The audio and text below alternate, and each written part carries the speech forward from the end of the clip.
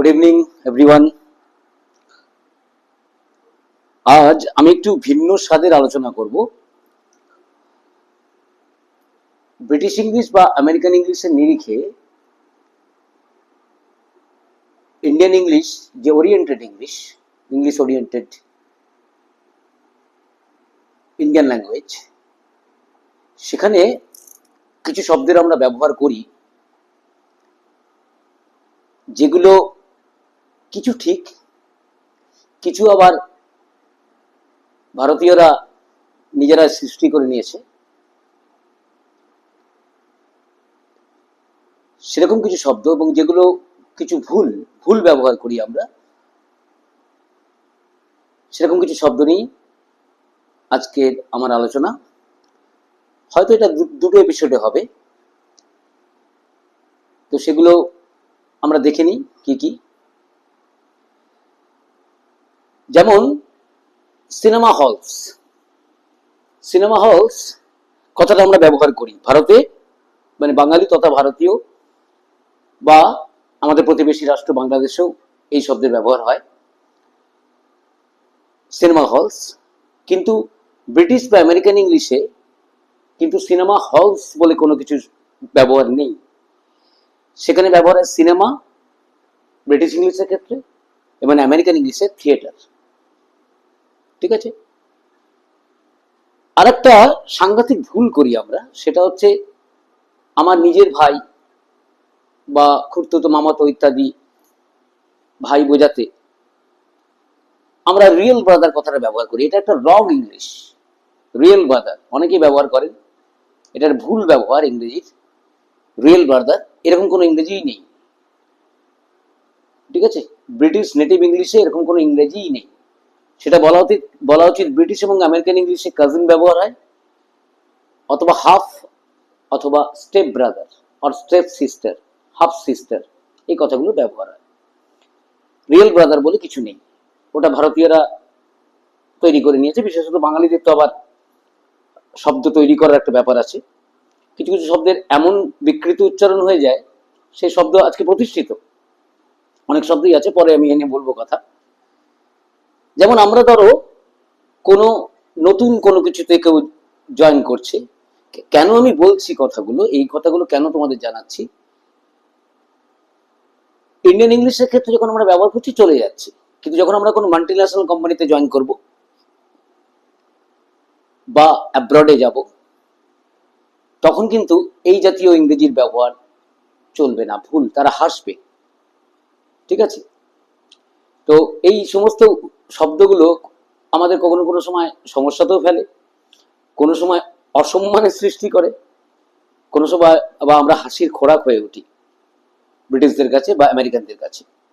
কেন এমন কিছু শব্দের ব্যবহার করি আমরা, যেমন এই তিনটে বললাম। কোনো কিছুতে, কোনো কোম্পানিতে, কোনো কিছুতে, কলেজে, স্কুলে যারা নতুন আসে তাদেরকে আমরা কি বলি? ফ্রেশার। ফ্রেশার্স ওয়েলকাম বলি কথাটা। স্কুলে বা কলেজে ফ্রেশার্স ওয়েলকাম হয়। এই ফ্রেশার কথাটা ব্রিটিশ ইংলিশে বা আমেরিকান ইংলিশে নেই, এটা ইন্ডিয়ানরা তৈরি করে নিয়েছে। সেটা বলা উচিত ফার্স্ট টাইমার। First timer. ঠিক আছে, ব্রিটিশ ইংলিশ বা আমেরিকান ইংলিশে ফার্স্ট টাইমার ব্যবহার করা উচিত, এবং এটাই ব্যবহার হয়। আরেকটা শব্দ ক্যান্টিন। আমরা ক্যান্টিন বলি, চল ক্যান্টিনে খেয়ে আসি। ক্যান্টিন ব্রিটিশ ইংলিশে কোনো ক্যান্টিনের ব্যবহারই নেই। সেখানে তারা বলে, ব্রিটিশ ইংলিশ বা আমেরিকান ইংলিশে তারা বলে ক্যাফেটেরিয়া। ক্যাফেটেরিয়া। ঠিক আছে, যেখানে খাবার পাওয়া যায়। এটা তবু মান্যতা পেয়েছে।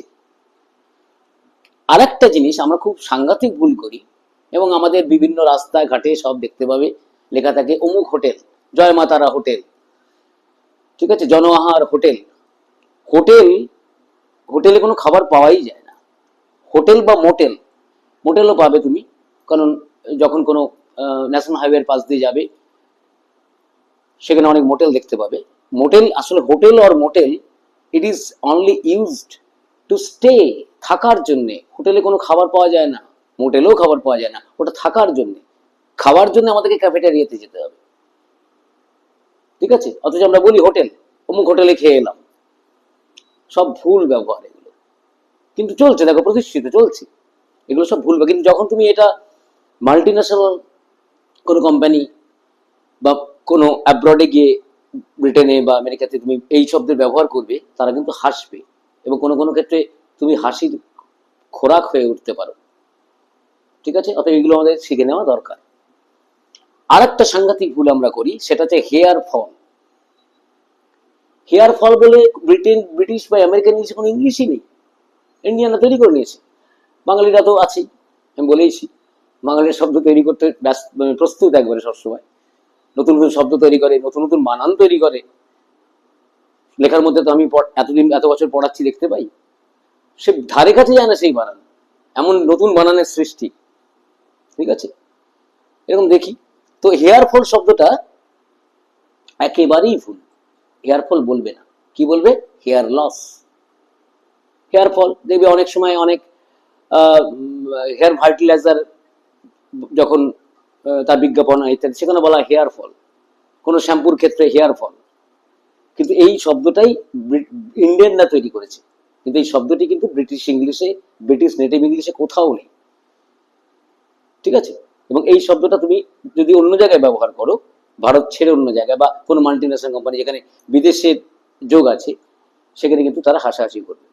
ঠিক আছে, তারপরে ধরো একটা শব্দ আমরা বলি, দেখবে হয়তো ভিড় হয়ে গেছে, সাইড প্লিজ। সাইড প্লিজ কি ইংরেজি এটা আবার? সাইড প্লিজ কোন সাইডে যাবে? উপরে কোন সাইডে? বাঁ দিকে, ডান দিকে, কোন দিকে যাবে সাইড প্লিজ? রং ইংলিশ, বলা উচিত এক্সকিউজ মি প্লিজ। ঠিক আছে, কখনোই সাইড প্লিজ, এসব ভুল ভুল কথ্য ভাষা এগুলো চলছে, কিন্তু সব ভুল ইংরেজি এগুলো। সাইড প্লিজ বলে কোনো শব্দই নেই, কোনো শব্দ বন্ধই নেই।